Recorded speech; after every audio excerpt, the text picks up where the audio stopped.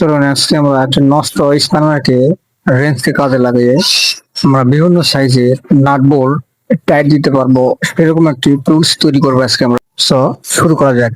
সেলাই রেঞ্জটি বেঞ্চ ভাইসে সুন্দর করে বাঁধবো। সুন্দর করে বাঁধা শেষ হলে আমরা একটি গ্রাইন্ডিং মেশিন দিয়ে সুন্দর করে এর মাথাটি সুন্দরভাবে কেটে নেব।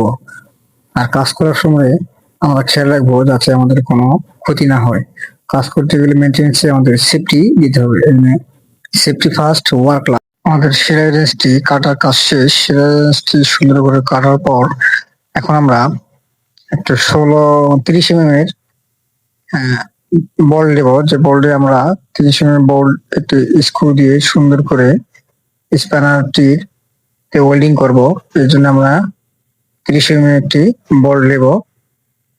বলটা সুন্দর করে ওয়েল্ডিং করতে হবে। স্প্যানার দুই পাশে ওয়েল্ডিং করার পর আমরা আরেকটি 30 mm এর আরেকটি বোল্ট আমরা নেব, এটা সুন্দর করে ওয়েল্ডিং করার জন্য। এটা ওয়েল্ডিং করা শেষ হলে আমাদের ওয়েল্ডিং এর কাজ শেষ। শুধু এটা মোর্চাগুলা ক্লিন করবো, বড় ময়লাগুলো ক্লিন করা শেষ। এখন আরেকটা বোল্ট 30 mm বোল্ট এবং নাট এটা ওয়েল্ডিং করতে হবে পাশে সুন্দর করে।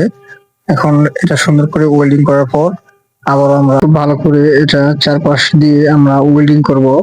আর যদি ভালো করে ওয়েল্ডিং না করতে যাই, কাজ করার সময় এটা আমাদের ওয়েল্ডিংটা ছুটে যেতে পারে, বা কোনো ভারী কাজ বা ভারী কোনো নাট আমরা খুলতে গেলে আমাদের ওয়েল্ডিংটা ছুটে যেতে পারে। শুধু আমরা সুন্দর করে ওয়েল্ডিং করা দরকার। আমাদের ওয়েল্ডিং এর কাজ শেষ। এখন এই স্প্যানারটি বা সেলাই রেঞ্জটিকে আমরা আবার ভাইসে বাঁধবো। ভাইসে বাঁধার পর এটা গ্রাইন্ডিং মেশিন দিয়ে সুন্দর করে আবার মাথাটা কেটে নেবো ভালো করে।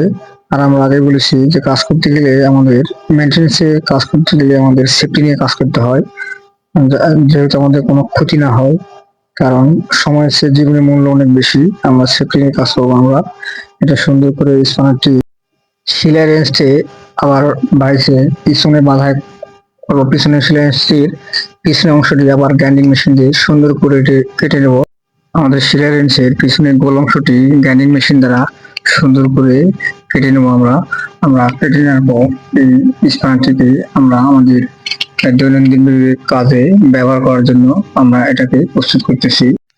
আমাদের স্প্যানারের পিছনের অংশটি প্রায় কাটা শেষ।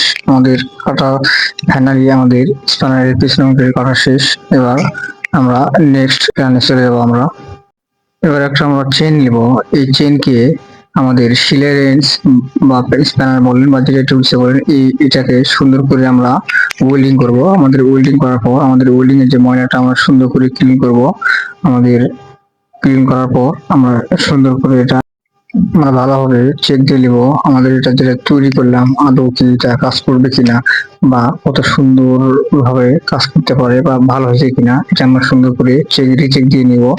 এবার আমরা দুটো স্ক্রু দিয়ে এটা এখন সেলাই রেঞ্জটি আমরা আমাদের হ্যামার হিসাবে এটাকে সুন্দর করে ইউজ করতে পারতেছি, এবং আমরা আমাদের বিভিন্ন সাইজের নাট বোল্টকে আমরা এটার মাধ্যমে আমরা টাইট দিতে পারবো। লোহা বা জলিকে আমরা কাঠে পুঁততেও পারবো, এটার মাধ্যমে উঠাতেও পারবো।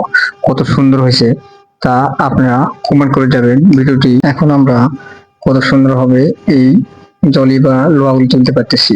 এখন চলেন আমরা একটা নাট খুলে দেখবো আমরা কি এইটা দিয়ে নাট খুলতে পারতেছি না। স্প্যানার দিয়েও আমরা এটা খুলতে পারতেছি না। চলুন আমরা যেটা তৈরি করলাম এখন সেটা দিয়ে আমরা দেখো খোলা যায় কিনা।